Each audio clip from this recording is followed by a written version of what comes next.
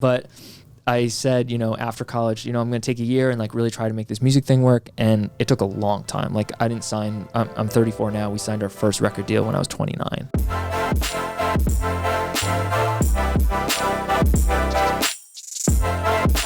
You need to really find out what you enjoy doing.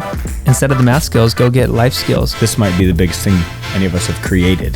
Fail, have you really succeeded? And welcome back to Find Your Grind. Welcome back to Find Your Grind. Thank you so much for joining us today. I'm here with Nick and Dingo, and we'll be talking about all sorts of interesting things. Yes. Including, no. There you have it. That's quite an intro. That was really good. You're welcome. You beat me, man. Normally I'm doing the intros of these things, and I don't need to do it anymore. Yeah. Daniel Brewster. Yes. I wanted to talk about that last name real quick. All right. Is that Brewster? Daniel Armbruster. Unreal. That's a great last name. Thank you. Strong. I appreciate that. No one ever says that. They just kind of mess it up. Well, my last name's Gross. Okay. I think we're kind of in, I don't want to compare apples to oranges here, but strong names. Yeah, very strong. Oh, is that what Right? you guys are saying? We're having a strong name Yeah, contest? we got strong last names, contest? man.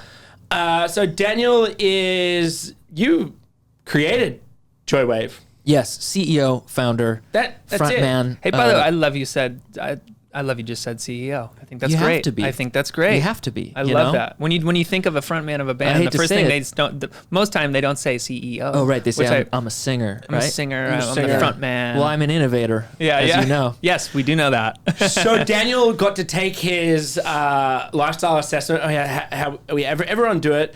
But I came in and walked in the room, and Daniel didn't know if he was Beyonce or Beyonce's producer at one point. Yes. It's one of the questions. Yes, it is one of the questions. Yes. What did you end up going with? I went with Beyonce. Yeah. Yeah. Very good choice. What was Thank the you. question? Yeah. It's like you either like to be in the limelight or you like to be on behind scenes. Yeah, like when you're creating things, do you like to be the person that's the face of it, or do you like being a behind the scenes person? Which is interesting for me because I am the front man of the band, but also the primary songwriter and producer, and I do a lot of writing and production for other artists. So, I would produce a song for Beyonce if she asked me to. Right.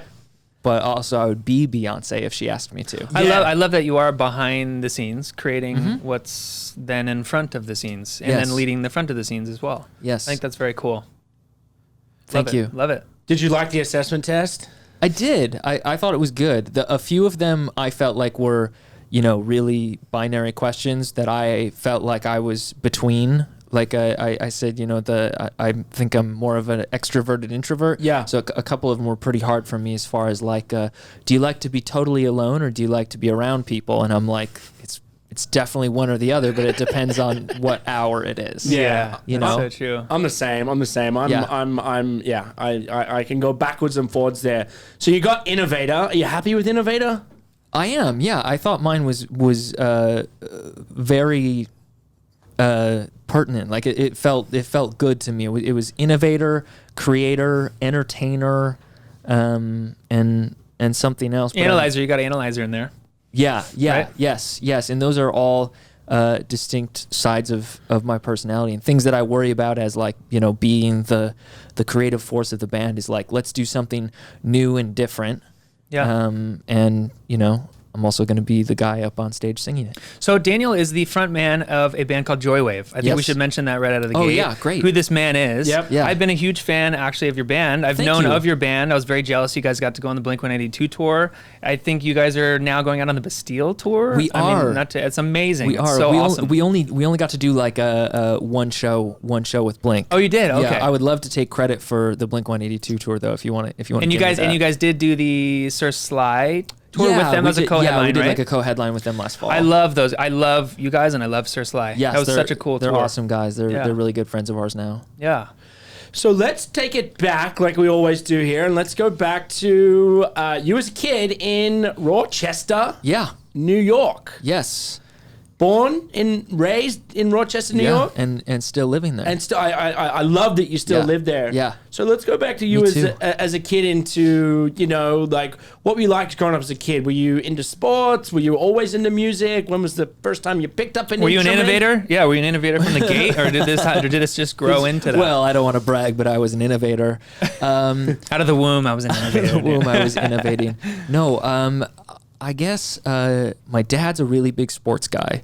So I was a fan of sports growing up, and it was probably his dream for me to be an athlete, but puberty was not kind to me. I'm still in the process at 34. I will be a professional hockey player. Yeah. I will be. Wait. Did we just say hockey? I'm the biggest ice hockey player. Are you really? On the planet, dude. I can't play or skate. Okay, this is good because I This want didn't to happen, did it? Well, I want to describe that I'm delusional, which is an important thing to understand about me. I've been a huge hockey fan since 4th grade. Yep. And the whole time I was like, I'm going to be a pro hockey player. And I couldn't ice skate. Right. But my level of delusionment was basically to the point where I was, well, I'm 12. There's 6 years before the draft. I'll learn to skate then. And I wouldn't even try to learn to skate. Right. I would just say like, well, 5 years left, 4 years left. And I think I was 14 before I realized I probably wasn't going to be an NHL player because I couldn't ice skate. Yeah. Like I would play street hockey with Yeah. an orange ball. Right. And absolutely insane. Yeah. So then after that, I said, I really like music, and I feel like I think I've made up dumb songs and stuff in my head since I was really little. I wrote this like piano piece when I was in 3rd grade, and then this I played flute growing up. And I wrote like a flute piece that was entered in this creative statewide competition. I made it to like the state finals with it. And I was kind of like, well, it seems like, this is a good outlet for my creativity because I think it's like, if you're a person that needs to create, you just use the thing that you're the best at to do it, right? Yeah. Like if I was a good visual artist, I might be a painter or something instead, but I'm not. Like music makes sense to me. So What was the first thing? And I want to talk about hockey. I could talk about hockey all sorry, day long. I No. kinda But jumped what was the first music thing that you picked up? Like Too Much Monster. What was the first music instrument that first musical instruments that I picked up? I learned piano in 3rd grade. Yeah. Then I did flute in 4th grade. Then people made fun of me, so I switched to the ultra masculine instrument of the bassoon in 8th grade. And Really? People I love picked it. on you for the flute? Yeah, people picked on me for the flute. I mean, come on. Of course they did. When you're in 4th grade, you're playing the flute. Okay, here's you're the gonna thing. get picked Here's the on. thing. Everybody Power plays Rangers? the flute in 4th grade. Yeah, but Power Rangers was really big, and remember the Dragon Zord song? That Oh, yeah. Oh, yeah. I was like, yo, I could play the Dragon Zord song, Yeah. and all the ladies will be impressed. And so week 2, I was like, sick, I can play the Dragon Zord song now. And I was like, oh no, I play the flute. Yeah, and so wait a second. Yeah. and so I try to actually do it once on every record. And I have succeeded, but then in 9th grade I started playing guitar, and it's important to probably understand that I'm actually terrible at all the instruments. I'm not a very well coordinated person with anything physical, but my brain works well. So I've used all those things as creative tools to write songs. Were your parents forcing? I mean, don't want to say that, but 3rd, 4th grade when you were playing those things, did you enjoy having did you have lessons? Were you? I had lessons.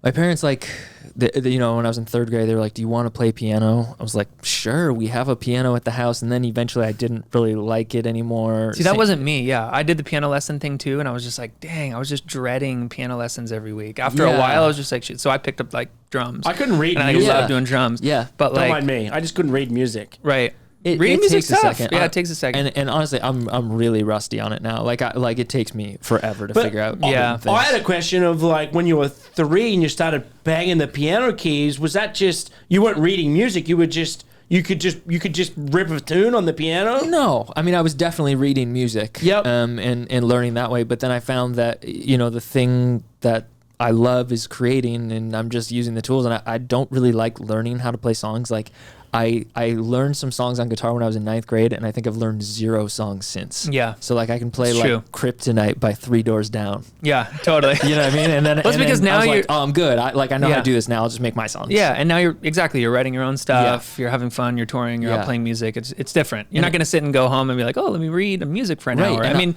maybe later in life. Maybe some people do. But I don't yeah. really like covering songs either. Yeah. Like something about it, I can't remember the words unless I wrote them. Yeah. It's just the thing that makes me feel alive is creating, Yeah, innovating. I love that. Sweet. So let's go back to the. I'm down to go back to hockey anytime you want. Oh my God. I'm a huge Buffalo Sabres fan. Are you a Ducks guy? I'm an Anaheim Ducks guy based Okay. upon this jersey behind me. I'm Yeah, doing- I I'm don't let doing Dingo sit something- on the side. Yeah. I'm doing something with the Kings tomorrow. Are you? Yeah, I'm supposed to do something with the mascot. Okay. I What are you don't- gonna? Are you gonna be the mascot? beat him. No, beat him, come on. Beat, No. him, beat him up. I think we're supposed to do some like I don't know if I'm gonna sell him on it. But they're just like, we'll do what you want, but you know, like Gritty is kind of the best mascot. Yeah. You know. Oh, So- yeah. So I I mean, think yeah. I think I'm just gonna kind Wild of like Wings. sit. Wild Wings pretty good. I was in 1993. I had like home season tickets for the Anaheim Ducks, and we got the chance to like put in our bid to Guy name Bear? to name yeah Guy Bear? to name the mascot. Like we Name had a the thing. mascot? So we threw in like Mondo Pondo. Like what was the other one? It was like Wingy Dingy. It was like that's what I call you today.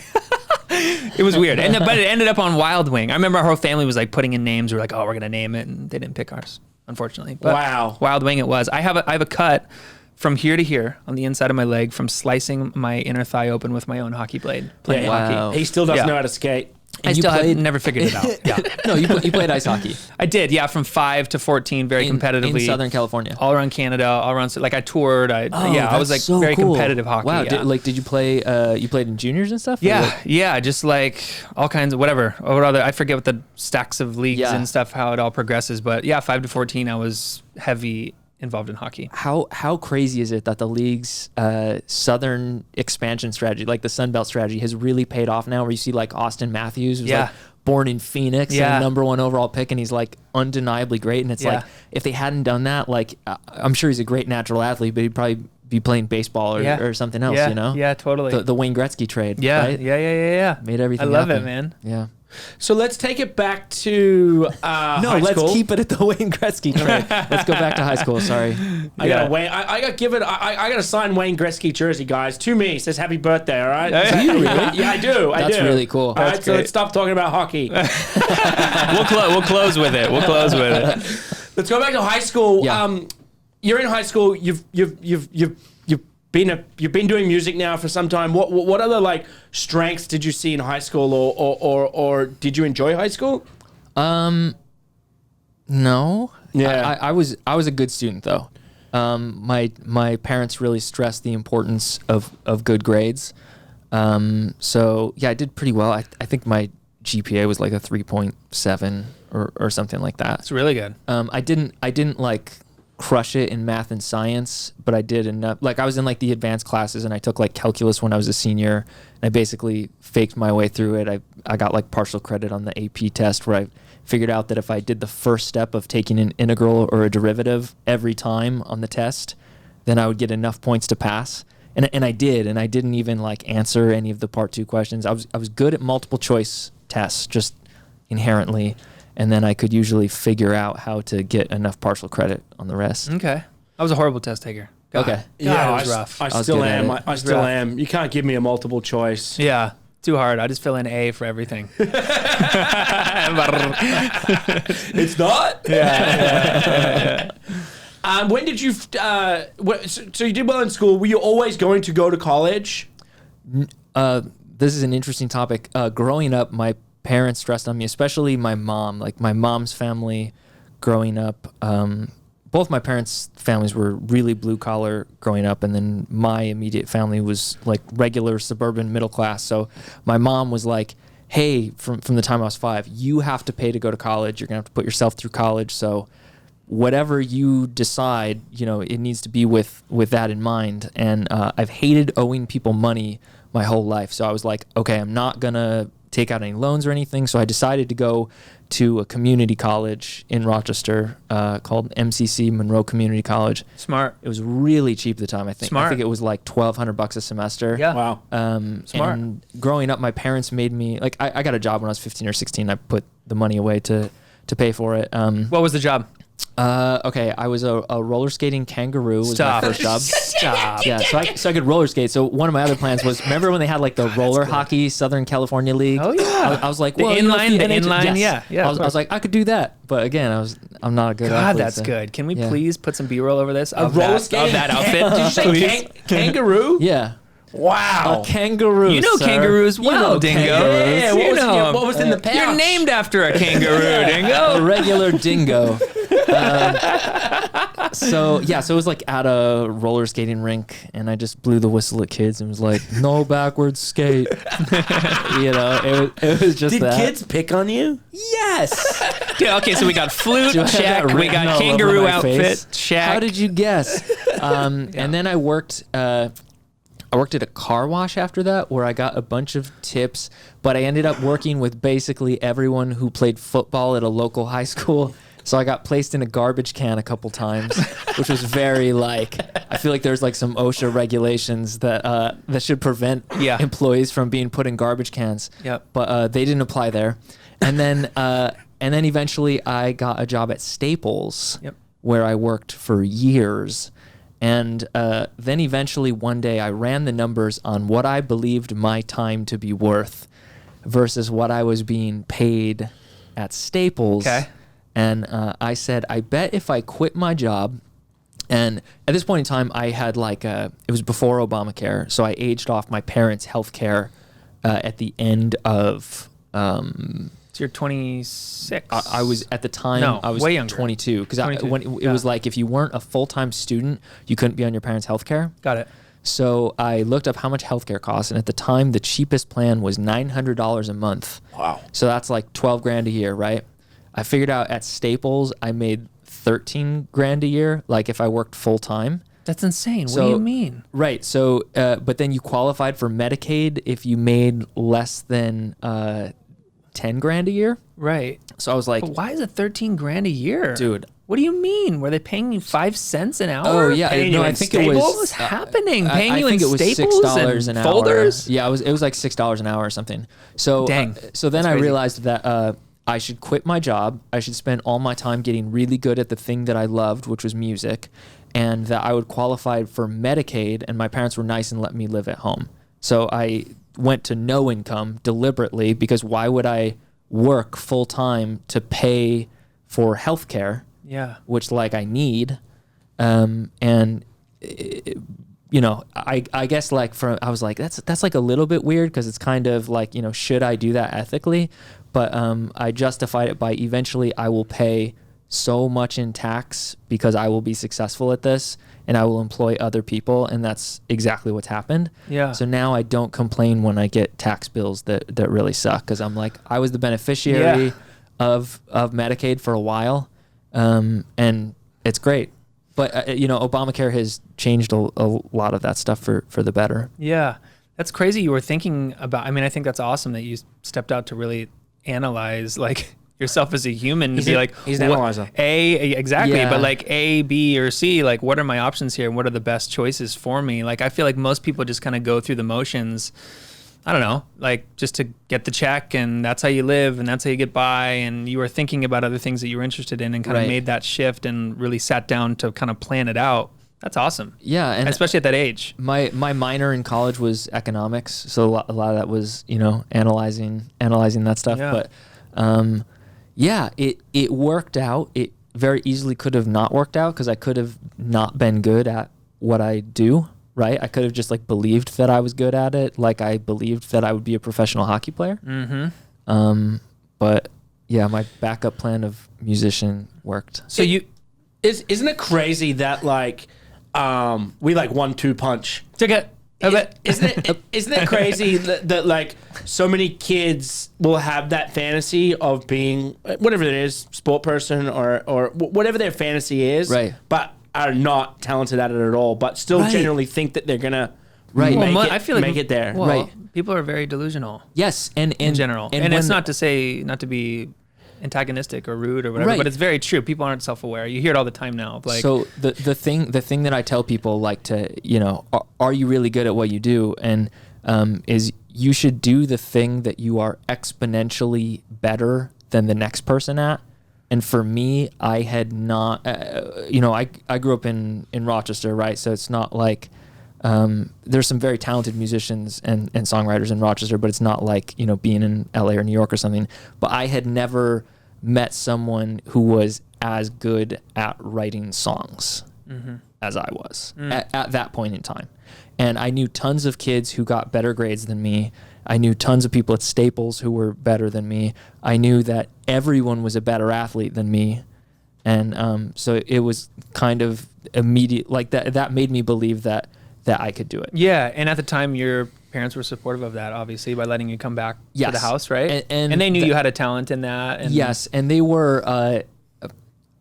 I think both my parents thought that it wouldn't work out. Well, that's the parents' first inclination with it, all that stuff. Right, Yeah, they're kind of like, "Are you sure? You know, do you really think this is going to happen?" Because after college, like I did finish college, I did 2 years at the community college and then 2 years at a state school.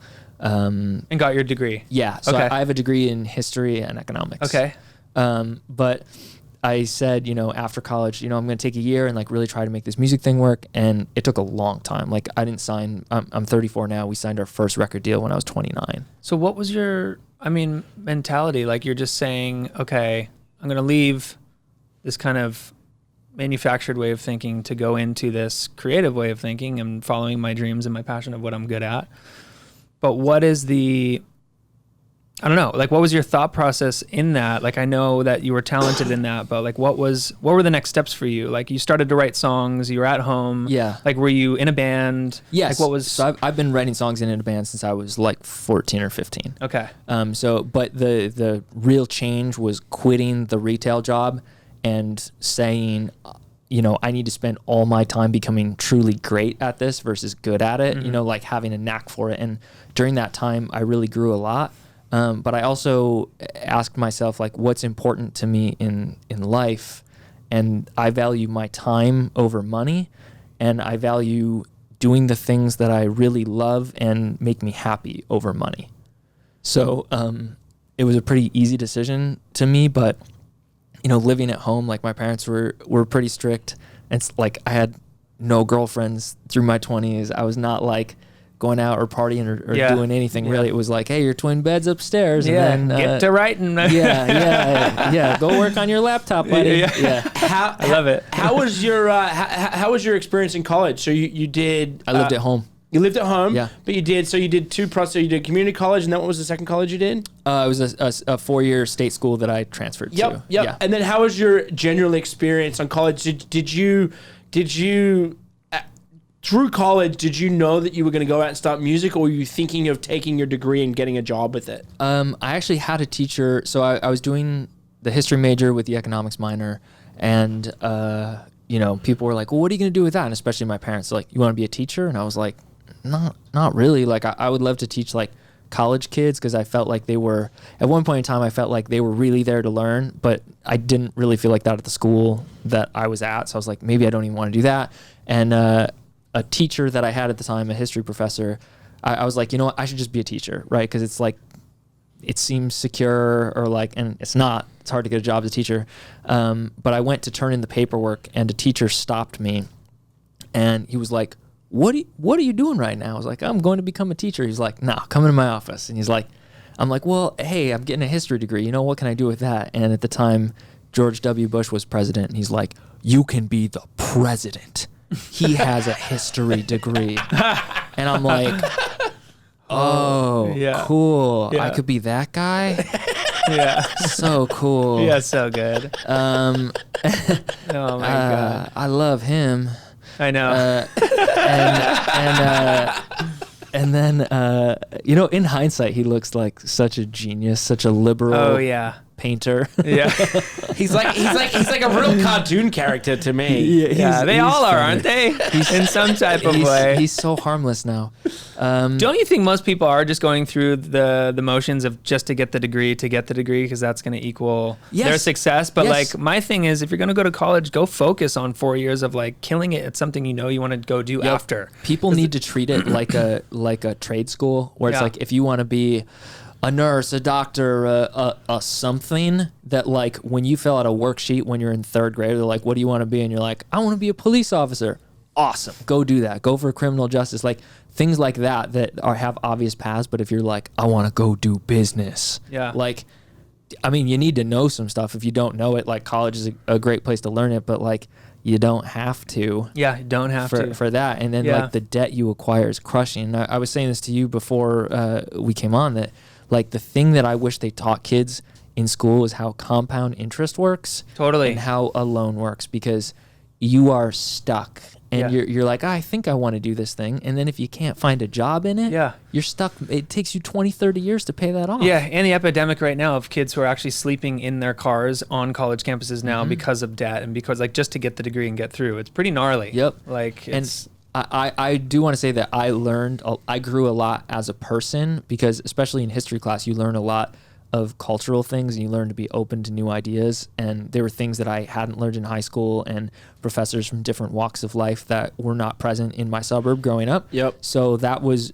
a really great experience to making me a more informed human, to say like, oh man, I really, I thought I knew everything when I was 15 and I definitely don't. Yeah. So I thought was I knew really helpful. Everything when I was 15. Yeah. We all do. We all did, right? You can do anything you want, Jimmy. Yeah, you can. I've seen now. There's this thing that a school in Indiana is doing it, and the ex-governor of Indiana is the head of the school, the one who was governor before, Mike Pence. I can't remember his name, but their school is doing this thing with income sharing agreements, where your tuition is basically, you agree that when you graduate from the school, you will give the school 5% of your salary at whatever your job is for 5 years or whatever. So if you're like going in for, and it's different for different majors. So if you're like a chemist or something, that works out really well for the school, and they're going to make more money on you than if you had like the loans. But if it doesn't pan out, and of course the school is betting that their degree will get you the job, so they really want you to get the job. They're going to help you find the job. But if you end up in a coffee shop, if they get 5% of your coffee shop gig for 5 years and then you're off the hook, like that's fine. Like the bet didn't pan out for them, but you're also not screwed. But isn't that kind of crazy to think that the college is still finding a way to ream you? That's not reaming you to me. You don't think? No, because it's a capped percentage. Yeah, okay. It's really smart. It's the same way that, my manager reams me, right? Yeah. Like there's a lot of things that are set up He's right outside on the kitchen counter. Yeah. But no, he works very hard. He's great. But that just makes a ton of sense to me, because then the bet of college, you are sharing it with the institution versus like the service we offer here costs X amount of dollars and you owe us. Yeah.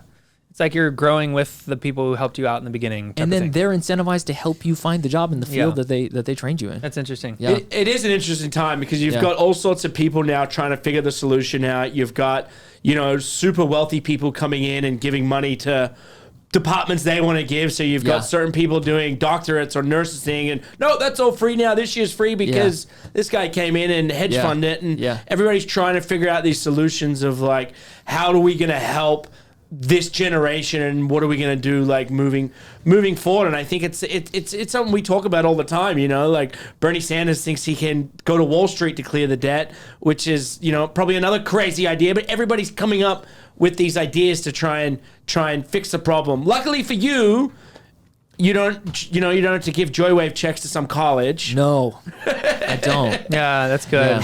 How did you transform? So, you're back living at home. Mm-hmm. You've got a degree. That you're never going to use. Yeah. And you know that you're never going to use it now? I think I'm never going to use it. And I could still need it. You might. Right now. You might be president. 6 months from now. 6 months from now, I could be president. Yeah, you could be. That's not where I was going with that, but yeah. And you've been in bands, you've been doing music since you're a kid. When was the moment, or the ha-ha moment of your music career after you graduated college? Everyone told me no for a really, really long time. Our manager has been managing our band and like an old local band that I was in forever, but like he was the first person to really, say yes to me and be like, I believe in this and I want to support this, because people in the music industry are famously afraid to put their job on the line, right? To sign the wrong artist or whatever. So basically every record label said no to me forever. And at this point I'm like, maybe something's wrong with me, or I'm not as good as I think, but like all these people are here, we're not a signed band or anything, and all these people are here and they're saying like they're really connecting with my art, and like honestly I would be doing this either way because it's just the thing that I do to feel okay at the end of the day. It's how I express myself. Totally. But then we got signed when I was 29, and that was like, okay, this is real, like we're really, really doing it. And then what happened at that moment? Because I think your first album had talked about maybe the process of getting there and what you kind of thought of the system right then. How did that transcend, or how did that exactly happen? How did you come from out of the house and going in meetings and going to different labels to the next thing like you guys have put a song that is one of the biggest songs in the world? Well, my question too is like, why was the label thing important to you guys? Like, was it because labels were more important 10 years ago and that was like the thing that you wanted to go do? Or I think so, because there wasn't, there was a way to reach people, but it was like, SoundCloud was doing well, and there was like a hype machine, where people could go and see like the music that all the blogs were posting about. But I just believed that a label would be able to help market and put dollars behind it, especially being in Rochester, right? There's not a lot of people to play to. And were you guys recording your own music at the time? Yeah. How were you doing that? Yeah, so I had, I basically emptied my bank account to buy a MacBook Pro. Okay. I had one microphone that like the band paid for, and I had an interface. Okay. So that was it. And what was the software you used? Pro Tools. Pro Tools. Yeah. Okay, and so you bought that too? I did. You started to write and like create music on that Yes. kind of thing. Okay. And then we had a song called Tongues, and that song did very well on, after all this time of labels saying no to me, but Tongues comes out and it gets like 50,000 plays on SoundCloud really quickly. Just from putting it on there. Yeah. You guys you didn't had do no any label at that time. No label, and no marketing some blogs started posting, Yeah. and I was actively like finding blogs and emailing people and saying, hey, I made this song, like if you could share it with your audience. Yeah. And those people also said no to me a million times, but then with Tongues they're like, yeah, this is great. So they would share it, and so it got like 50,000 plays really quickly, went to #1 on Hype Machine, and then it kind of came back down, and then it went back up a second time, and then I think it had something like 200,000 plays organically, and then it kind of burns out. But then this brings all the labels calling, right? Because they're like, well, we know it works because you got 200,000 plays by yourself. Yeah. Right? But I watched it go, hit the wall of like not being able to go mainstream without partners being able to take it into the mainstream and die out. So then when we signed, they go back and push it, and they send it to radio, and they give us money to make a music video, and it's on YouTube and all these other things. So, it was hard. We didn't have like any money. My parents were basically like, you can live at home, and that is our help to you. And who was taking you to these meetings at the time with labels? Was it your manager or like? Yeah. Okay. So that was really helpful Ben for you is guys. our manager. Okay. Yeah. Cool. I mean, he's been there since day one. What was the time code on Tongues? Like, when did it come out, and then what's the time period we're talking of here of the... Probably a year where I see it go, it kind of comes up and goes back down in a month, which is like March or April of 2013. And then it kind of comes back as like a push from the system in March or April 2014. And now, if you look at it on Spotify alone, it has like 35 million streams. Yeah. So cool. Yeah. What advice would you give to people trying to get into music or like be in a band? Or you hear it all the time, like all I want to do is get signed, right? Yeah. Like that's like the thing now, but really a lot of independent artists are not about getting signed now. Like what would you tell someone who just doesn't know where to start, I guess, in music, but wants to be part of it, knows they have a talent? I know it's kind of a hard question, but Yeah.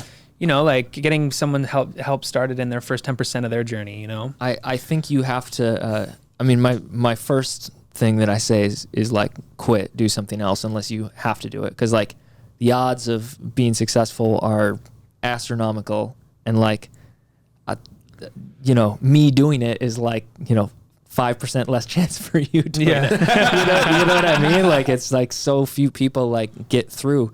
You know, you need to write the best song that you possibly can. And I think that your priorities really, like your motives have to be pure. Like you have to be like, I don't care about money or fame or anything. Like I just have to do this. Yeah. And if the authenticity, right? Right. Yeah. And that's the only thing that has worked for me is like, you know, because I had local bands before where we were like, you know, let's try, right? Like let's try to get signed and stuff, and it wouldn't work. And then Joywave has existed in its current incarnation since about 2010, and the idea of it was that like I was resigned to failure, but I was going to be happy and make what I really wanted to, and that was kind of like part of the idea in the name too of Joywave, was just like set up this thing where I can do what I want when I want to do it, and it can grow with me, and I'm not like beholden to doing like a certain thing or a certain type of thing. Yeah. What do you think? Like, and then you made an album off that song. Did you then make an album, or is it the second go around that you made? We recorded. Tongues is the only thing that was not re-recorded for that first record. But all the songs on the first record were written in that post-college to getting signed period of like 2010 to 2014. Yeah. So it's kind of a greatest hits of the songs that I made in those 4 years, where I'm wondering, what is my life about? You know, is it going to? In my mind, it's like it's not worked out how I thought it would be, and everything that I was raised to believe about, like, you grow up, you get good grades, you go to college, you get the job, then you have the house and you have a wife and you have a car, and that wasn't. I was not able to have that, and part of that was, I mean, most of that I think was the Great Recession. Mm-hmm. You know, like I graduated college in 2007, and 2008, the job market gets really bad, and I've seen studies where it's like the people who graduated college between 2007 and 2010 are in this like income gap that they say that we will never actually recover from it, because there's still this influx of cheap labor coming out of college campuses, people with degrees, and the people in my immediate college graduating classes have accepted these jobs in like a call center or something, right? Like I have a friend who was a teacher, right? And he took a job in a call center, and he moved his way up at a telecom company, and he's a really talented guy with a lot of like tech expertise, so he's turned it into something, but he didn't need his teaching degree to, you know what I mean? He figured it out by being a talented dude. But yeah, it's really interesting. Crazy. What? So have you not traveled much before? No. 2013. No. I'd been to New York a few times. I'd been to LA one time. I had grandparents in Florida as a kid. I mean, my family would take vacations like maybe like once a year, like usually to see a grandparent, but when I was in 9th grade, my dad took our family on, I think he was like sick of work or something. He took our family on like a 3-week adventure where we flew to Denver and drove around the West. Yeah, he was hiding from something. Yeah. There was a hit out on my dad or something. He was like, pack it up, fam. We're going on a family vacation. I had to do a drive with my dad from one side of Australia to the other, and halfway through this, I was like, this is bullshit. We're not going to Perth just to go to Perth. Because back in then, think about it, like back in those days, like you were off the grid. People didn't really there weren't cell phones. There weren't like, if you were gone, you were kind of gone with your family. I remember having like withdrawal where I was like, I really need to get back to my AIM screen name so I can talk to the girl I like, or she's gonna forget about me. Yeah, my AIM name was Exposed Pigeon. So Daniel, was there a big shock there when you started touring with your band? Because you hadn't toured with your band before Tongues had come out, really, right? We had done, our local band had done some like van tours where it was like we would pile in, we would go to the VFW in New Jersey or like a small town in Ohio and play to like 50 kids in like a a town that, no one listening has ever heard of. And those 50 kids were like, this is the best band I've ever seen, because no bands come here. So we had done some stuff like that, but not like any big city stuff. And then you kind of got thrown into the big city stuff. Yeah. Like you were playing real festivals in front of hundreds of thousands of people. We've done Coachella, Lollapalooza. We did Firefly this year. We've done tons of them. We did South by Southwest a few times. Love South by. That's really Crazy. cool. Was there a big culture shock too on like traveling and then getting thrown into that world, or had you kind of embraced yourself for it because you mentally kind of knew you were going there? I mean, it wasn't super shocking. Like, Rochester is the 47th or 48th largest city in the country. Yep. So it's like you knew what human beings look like. Right. And the thing about Rochester, and this is like my favorite thing about it actually, is just in the big cities, like there's someone who's into everything, but like there's really big groups, right? Like pick something really that you think is obscure, and there's like still thousands and thousands of people in LA who are into it. And like in Rochester, there's 10 people who's into it. So you all know each other, and there's a really small community. So everything is still represented, but like it's these pockets where you know everybody. Yeah. So I didn't see anything like in a big city that was like, this is insane to me. I think the only thing that was truly shocking to me was the wealth gap that I saw in San Francisco, where like the tech companies were like, it was just so dystopian. Yeah. Where like a lot of the tech companies the employees could get shuttled in for free, right, to work, and these shuttles would come around, pick them up from their nice places, and they go and make money and come home, and then they're stepping over homeless people to get on the shuttle, and then the homeless people have to like pay to ride the BART system. Yeah. And it's just so backwards, and all these Crazy. people have like free food at lunch in the cafeteria. Yeah. And like I remember we went to all the tech companies to like meet people.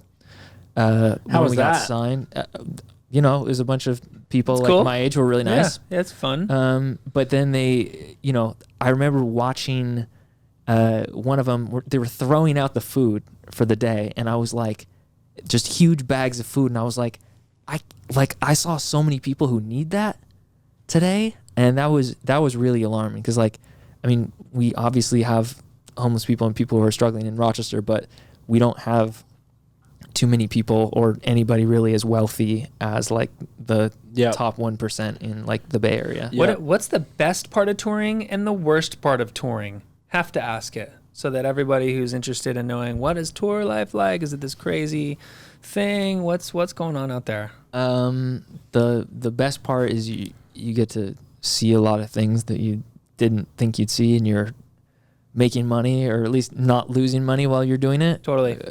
Versus like a lot of people have to like pay for those experiences and factor it into a budget. Yep. And the worst thing is a lot of the days are hurry up and wait, where it's your day starts at 9 a.m. and So I don't have true. to do anything till 9 p.m. It's so true. Yeah. And on the days we wait to play the show, it's just Sitting around. Sometimes you have off days before the show. Yeah. Yep. Yeah, kind of combing through the city. Yeah, my favorite part about going on the road was actually getting to see like every city in the United States. Most people don't get to do that. Right. And it's weird when you're like, oh, you haven't been to Chicago before? And Well, it's like, and you, what do you mean? And You know? it helps you in every conversation. Like if you're like, I have a little bit of social anxiety that I've like overcome by like talking to so many people. Not, like it's still not comfortable for me, but anyone you meet, basically you can talk to. Sure. Because totally. this person, like, I'm from Boise, and I'm like, I love Boise. Like, we played Neurolux, and like the record store down the street is really great, and like literally anywhere I can talk to anybody about anything. Yeah. That's really helpful, because totally. I did not used to be like that. I agree. Yeah. Can we talk about the social anxiety a little bit? Sure. How old and when did you know that was a part of your life? I guess when I was a kid, like bullying and stuff didn't help in school. Right. So I was just kind of like, I should keep my head down and not talk to anybody. Maybe no one will notice me. And they did notice me in a bad way. Right. Getting stuffed into bins in at garbage work. cans, right? I didn't know that actually really happened I didn't to know people. you could get bullied at work. Yeah. That's like a whole new level. Yeah, it's sick. Yeah. Do you think, because there's a huge issue with, kids are back to school this week, and the bullying is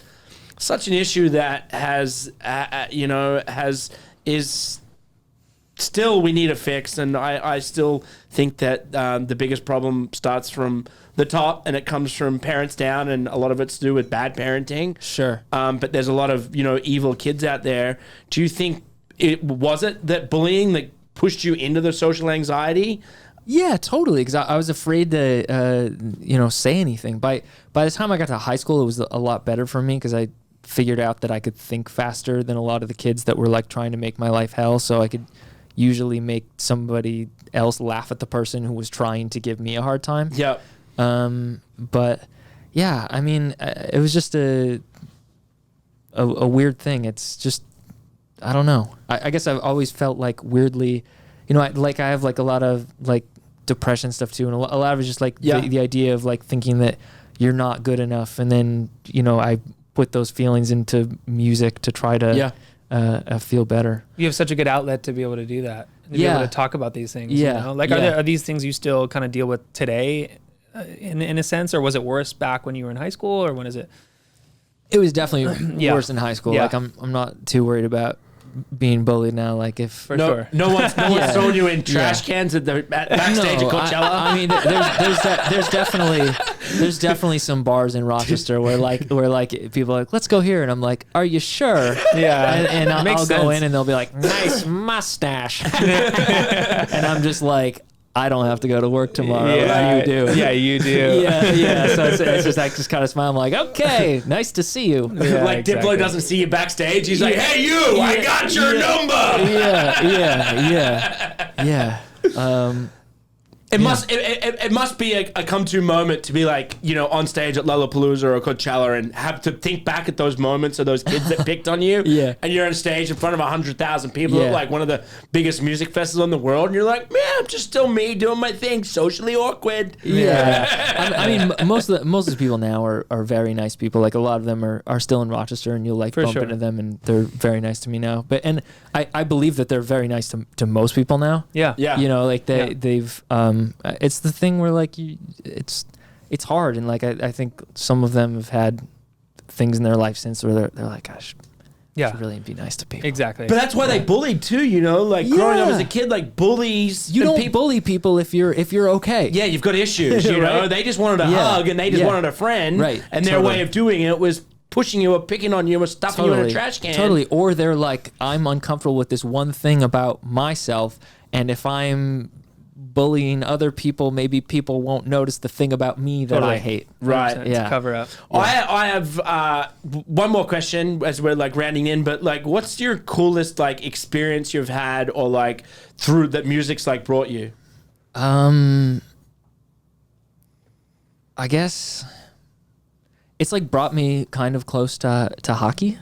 God, I love that answer. He's rounding it out God, here. He's a professional. I love because that it's, answer. it's like the thing that I'm like such a fan of that I can't have it. Have you guys done some hockey stuff? Yeah, in music? like we've like played at the Buffalo Sabres game and Great, stuff. yeah, and okay, like, good. yeah, Good, so good, like I've gone on NHL Network and like talked Perfect. and Perfect. gotten. I was like sitting with Kevin Weeks. Best thing ever. Yeah, By, dude, by the way, there's no show that matters other than that. What he just said. Yeah, and it was on NHL Tonight, and Kevin Weeks is just like, "Damn, what do you got for the Sabres this year?" I'm like, "Well, I'm really thinking that. I'm glad we got Skinner signed, and I'm just like, it's So really good. really awesome. But the thing is that with music now, it's been so long of like seeing how the sausage is made that like if I meet an artist that I grew up like thinking like, wow, this person's amazing, I really get it. So like it's not like the like worship factor is like not really there anymore.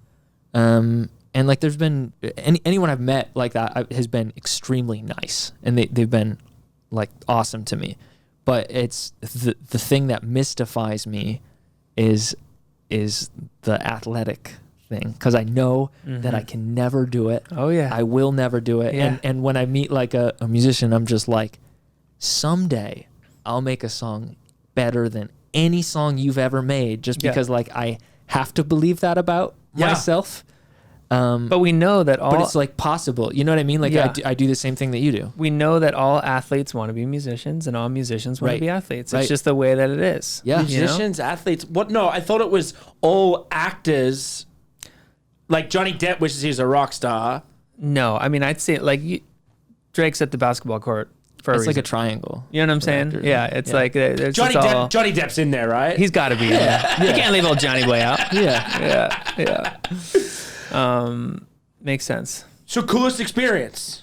Was that Yeah, it was that. Like we played the Sabres game and we got to go down in the locker room and like so cool? I got to talk to Jack Eichel, like the Yeah. Sabres best player, Yep. like after the game and stuff, and it was like, it was awesome, just like seeing them like compete. And but it's this weird thing now where like as a 34-year-old, it's like I really look up to this 19-year-old. No, yeah. I'm just like, what? It is weird. But it's What true. is- Like yeah, when you're in the it- locker room, you're just like, oh my god, these guys are like the Yeah, coolest. Like yeah. this is the When I coolest grow thing up- ever. Yeah, when I grow up, I Yeah. want to be a hockey player Yeah. just like you. Yeah. Yeah. But they're thinking the opposite. They're like, oh my god, this guy just played like the show and like that is Yeah. so sick. How does he do that? Right, Like, right. And they're some of the thinking players same thing. will talk to you about that. Like Ryan O'Reilly when he was on the Sabres, Yep. who just won the Conn Smythe Yep. with the Blues. Awesome dude. He's a guitar player, and we were talking. He's just like, what kind of interface you use? What kind of mic you use? So and stuff. good. We were talking about like different Yeah. stuff because like he does some like So acoustic good. stuff that he records for himself. That's we're cool. wigging out because we get to go. Find Your Grind gets to go down to the Anaheim Ducks. We're gonna film like 3 of our mentors, but like we get like the hockey, we get the equipment coach, we get the Okay. like we're getting a couple people in there, so we're super jazzed. We're That's gonna awesome. Dan's like, what jockstrap do you use? What is Eichel's I've got jockstrap this. size? I've got the starter one, but it's like, They're never gonna let me in the locker room again. So You're going on tour soon? Yeah, we're out this fall with Bastille. We're playing the Greek here that's in awesome. LA. We're going. What we gotta date is go. that? Please come. Yeah. It is. We'll talk to Ben outside. Yes. We'll drop the It's date will Ask come up on the Ben. screen. We'll be there though. It's right here. It's gonna come up. It's gonna come up. in One. Helvetica, white Helvetica, by my feet. Yeah. That's the date. yeah. One last question we always have Yeah. that kind of like rounds it out is what does it mean to find your grind? What does it mean to find your grind? I think it's identifying the thing that gives you purpose in life, which I think is the most important thing that anyone can have is feeling that. And it's a really hard thing to figure out. It's something that I was very fortunate to figure out young. But I encourage people to really close their eyes and think about that. What makes you feel satisfied, and what are you exponentially better than the next person at? Those 2 things, so key. I love that. I love Very that. good. Very good. Anything else? No, I'm just stoked you came by to do this with us, Thanks man. for This is having so me. rad. Yeah, this this is is our really first. I fun. think this is our first like musician, band, successful CEO of Joywave. CEO. You know what I'm saying? I go into the local NPR station in Rochester sometime. Like sometimes they'll have me on for like different panel discussions, Yeah. and I always have them introduce me as the CEO of Joywave. Yeah. And they Which only is- like acknowledge the band like sometimes, but it's it's like it's a pretty like straight faced conversation. I just love it. Yeah. yeah. No, I love that. I mean, you're into all the actions and choices and decisions, and I mean that's why you say All that, of right? them. Yeah, I'm obsessive. It's bad. That's what I had a hard time with in the thing. It said, "Do you worry about the details?" And it had a picture of a guy fixing a pocket watch, or the big picture, and it had Steve Jobs holding the iPhone. And I was like, I want to make the iPhone, but I also want to pick why it looks how it looks, and Yeah. what kind So of true. processor and how much RAM is in the phone, and Yep. all of it. I love that, man. I like that. Well, thank you for joining us, and we will definitely be at your show. Yes. Greek amphitheater. Have you played the Greek before? Woo! No, The Greek, wow. the Greek is like the iconic one. Get It's him to good. the Greek. It's good. I was just there. that's all I know it from is that movie. Yeah. I do a hike. I do Yeah. a hike off on the backside of Hollywood. So sometimes I walk around that venue, but like get into the Greek theater and the Hollywood Bowl are like two Fun. of LA's like the sound Totally. just outside, and it's like beautiful, and it's like 2 of LA's like that's one of LA's most iconic. But the movie is pretty funny too. Daniel, where can everyone find the band, all that good stuff? On social stuff, it's just at Joywave on Twitter and Instagram and Facebook.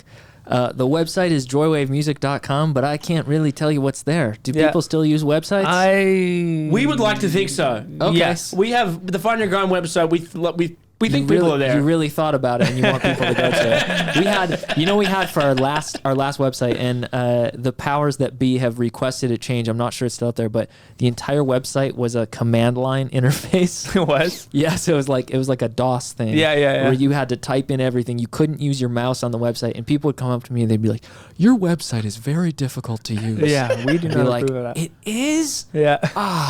Sorry. Yeah. All right, well, go buy some merch. Go check out the music, Joywave. So At Joywave stoked. CEO, thank you for having me. All right. Thank you, Dan. Cheers. Season finale. Woo!